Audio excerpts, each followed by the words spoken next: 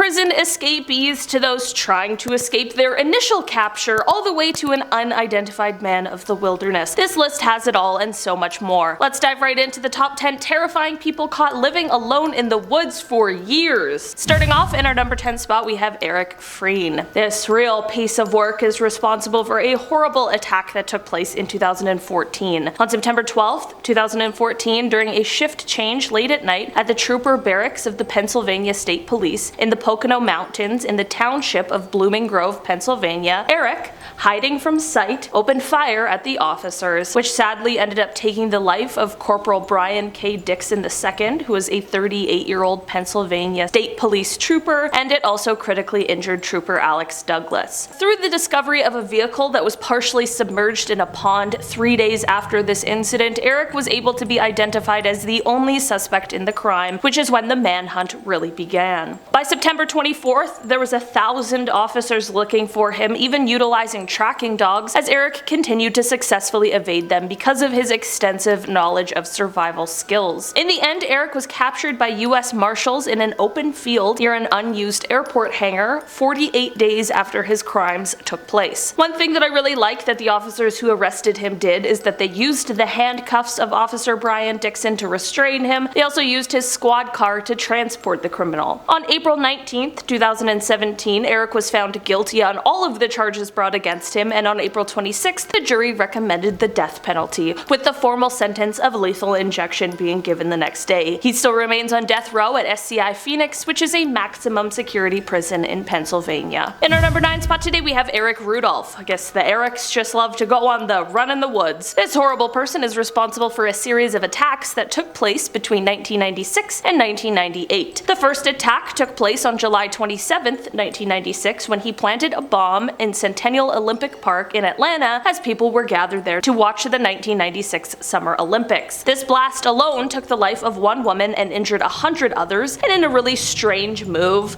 before the blast went off, Erich actually called 911 twice to warn of what was about to happen. After this terrible incident, Erich continued on to do horrible things when he placed 2 more bombs in Georgia and 1 in Birmingham, Alabama, which resulted in several injuries and the death of a police officer. Erich was a very skilled outdoorsman, which gave him the opportunity to continually elude authorities for the years he was doing these things. Former FBI executive Chris Swecker, who was the head of the Charlotte FBI office when Erich was arrested, said of Erich's time hiding in the woods that it was actually made possible because, quote, "there are so many cabins up there that nobody goes anywhere near because they are owned by people out of town. I think it is very likely that he not only had campsites and caves, but he was also spending time in those cabins. He knew exactly which cabins he could go into. He had them scouted out way ahead of time." He also said when asked if Erich was a survivalist, quote, "he was anticipating a great conflict and he had clearly lined up caves and campsites where he could go. He had a number of hiding places and he knew the mountains so well that he could navigate them at night." In the end, on May 31st, 2003, Rudolph was arrested by police officer J.S. Postal while rummaging through a trash bin behind a rural grocery store in Murphy, North Carolina. He received a plea deal which saw him avoiding the death penalty and instead receiving multiple life sentences without the possibility of parole. In our number 8 spot today, we have David Sweat and Richard Matt. Back in 2015, 2 men named David Sweat and Richard Matt were serving time in the same prison when they both made a plan to escape,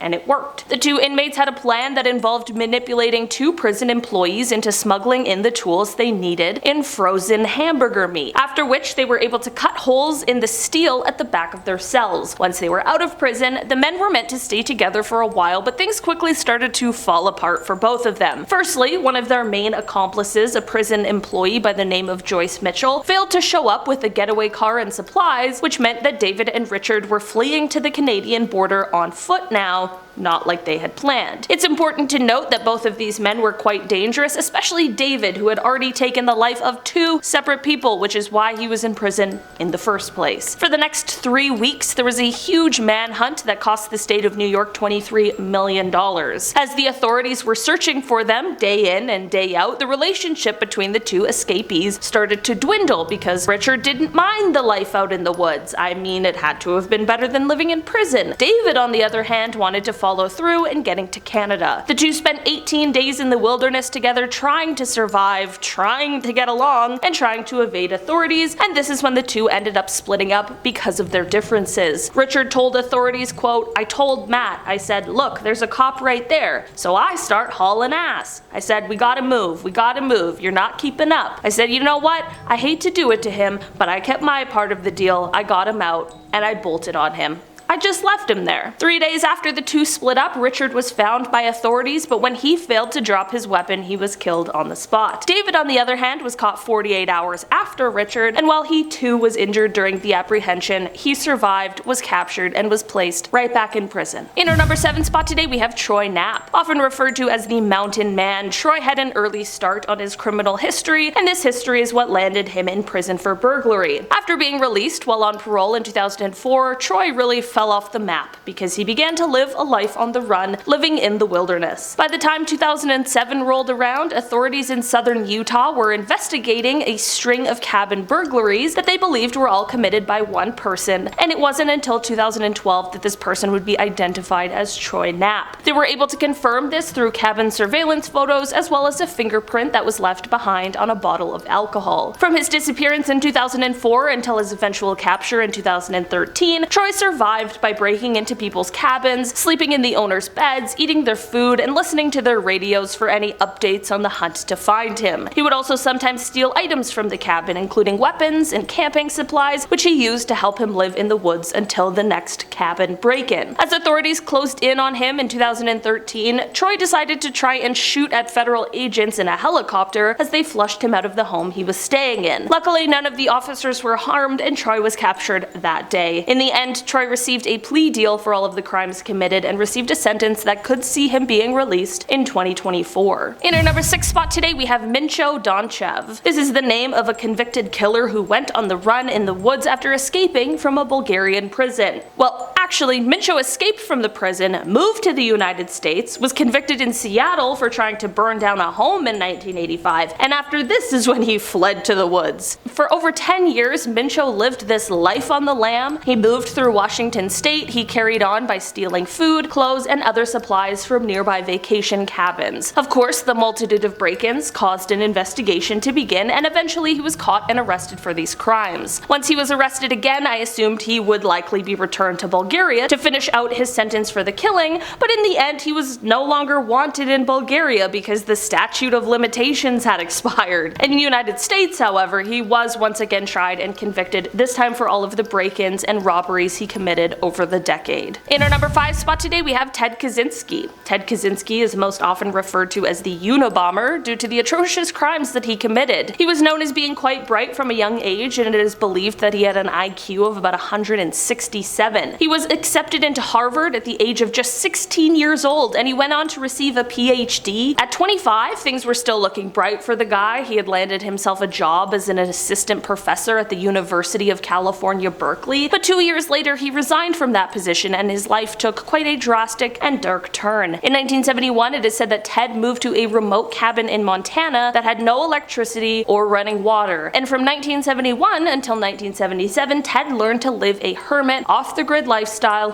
while learning different survival skills. But once 1978 rolled around, he was ready to start his terror campaign. From here until 1995, he began a nationwide bombing against people who were involved with modern technology. He planted these weapons or would mail them, and in the end it took the lives of 3 people and severely injured 23. Just like many of these kinds of people, his own ego and delusions got in the way, because on April 24th, 1995, he sent an anonymous handwritten letter that was addressed to the police via the New York Times. His own brother ended up recognizing his handwriting, however, and that's the tip that he gave to the FBI. Ted was captured, tried, and sentenced to life in prison with no possibility of parole. In our number 4 spot today, we have the deserter. Back in 2015, police in the far east of Russia discovered a man who is said to have been a deserter of the army 11 years prior and who had been hiding in the woods ever since. The man was in his 30s and had been wanted since he disappeared from his post back in 2014, which was 1 year after he was conscribed. It actually turns out that when found, authorities weren't looking for him anymore. This was was because a few months after he initially left his post, some of his family members had identified his body, which led to him being declared dead. So imagine the officer's surprise when they found him very much alive. In the end, he was found after residents of a local village reported seeing a suspicious inhabitant who had settled nearby. The man was able to survive by foraging for berries and mushrooms, and he built a small house using old construction materials. And during his time living off-grid, he worked at a pig farm and went fishing to earn some kind of a living and surely to feed himself. During his 11 years living in the woods, authorities don't believe he ever tried to contact anyone, friends or family. The man was detained after his discovery, but it's not clear if any charges were ever pressed due to the amount of time that had passed. In our number 3 spot today, we have Christopher Knight. Christopher is a person who was quite reclusive, and he lived alone in the woods in Maine. He loved being alone and loved living a simple life, which definitely sounds fine enough, and it's said that save for 2 brief interactions, he lived without human contact for 27 years from 1986 to 2013. I'm certainly not judging, I'm genuinely just wondering what that sort of thing would do to a person. Here's where things get sort of unbelievable though. While living this totally secluded life in the woods of Maine, he was living in a small camp that he had set up that was kind of hidden from everyone because it was within a cluster of glacial erratic boulders. When he entered the woods, he had almost no possessions, which of course would make things difficult to survive, but he made a little home and set up for himself entirely out of stolen items. That's right, this guy would go around to other camps and cabins nearby and steal their stuff, roughly 40 burglaries a day in order to continue on surviving while having no contact with anyone else. I guess the guy didn't really have any scary motives, but of course you absolutely cannot steal people's belongings. Eventually he was caught mid-burglary and he confessed to all of the other crimes, and he did describe his understanding of how unethical his behavior was, and it was determined he was very unlikely to reoffend. Christopher spent 7 months in jail, he paid $2,000 in restitution, and he completed a court program and 3 years of probation. After his release, he went on to meet with the judge every week, he avoided alcohol, and he even secured a job with his brother. There have been many articles written about Christopher's pretty fascinating story, and people are always trying to get to the bottom of why he lived his life like this. He is quite reluctant to share, but what he has said is, quote, "Solitude bestows an increase in something valuable, my perception, but when I applied my increased perception to myself, I lost my identity. There was no audience, no one to perform for. To put it romantically, I was completely free." In our number 2 spot today, we have David Lidstone. For nearly 3 decades, 81-year-old David Lidstone has lived in the woods of New Hampshire in a small cabin that is fit with solar panels to provide him power. I'll be honest, David is not a terrifying person, and in fact it seems as though he really minded his own business. He grew his own food, cut his own firewood, and spent his time tending to the chickens he had, as well as the pet cat. He was just a man living an off-the-grid life, but a few years ago an unfortunate revelation came to life that threatened everything that David had built. David actually found himself being arrested after he was accused of squatting on private property for the 27 years he was living in this self-sustained cabin because the man who owns the land wanted Dave and his cabin gone. The land that the cabin sits on has been owned by the same family since 1963, and while David claims that many years ago the owner gave him his word allowing him to live there, unfortunately he failed to get this promise in writing. This has led to the situation where the current owner now sees him as a squatter. The landowner claims to have not even known of David's presence until 2015 when a town administrator brought it to his attention due to some concerns over the property. While many people, especially kayakers and boaters who have come to know Dave quite well over the years since his cabin sits right on the river, have offered to help cover the costs to allow him to stay, even if the landowner agreed, unfortunately his way of life is in violation of local and state zoning and environmental regulations, and there is no access to a road. Unfortunately, while in jail, the cabin David had spent all those years in ended up burning down, with the fire being ruled accidental. After his release, supporters of David were able to find him temporary housing while he figures out what comes next for him. In our number 1 spot today, we have the Wild Man. This encounter story is a bit different than the others on this list today because of the time period it takes place in, and because we have actually no idea who this person living in the woods really was. Let's take it back to 1877. Gold miners are traveling through the Globe Valley in Caldwell County, North Carolina. As they traveled through, they encountered what they later described as a, quote, wild man. The miners were shocked at what they were seeing because he appeared quite a bit taller than many people of of the time, estimating this man to be about 6.5 feet. When the man caught a glimpse of the miners, it is said that he quickly turned around and proceeded into the woods. The miners, of course, went to track the man down. It was the 1800s after all, and it is said that they tracked him down to a cave. Here, they found his home, which included the bones of many animals scattered throughout, which showed them that he had clearly been here for a while. At the end of the day, no one is exactly sure who this man was, where he came from, or where he went, but it's clear that he was very comfortable living his life in the middle of the woods. Alright guys, that has been our list for today. Thanks so much for checking it out. I've been your host today, Olivia Kozlowski, and I will see you again soon.